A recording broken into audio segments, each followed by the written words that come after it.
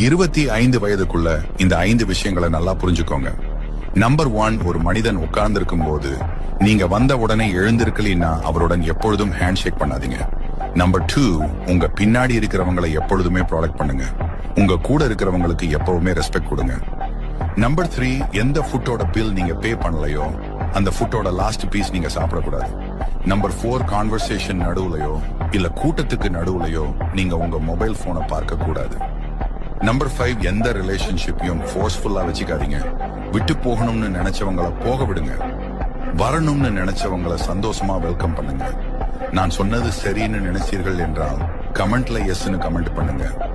உங்களுக்கு இந்த வீடியோ பிடிச்சிருந்தால் கண்டிப்பா என்னுடைய எல்லா வீடியோவும் உங்களுக்கு பிடிக்கும். கண்டிப்பா செக் பண்ணி பாருங்க.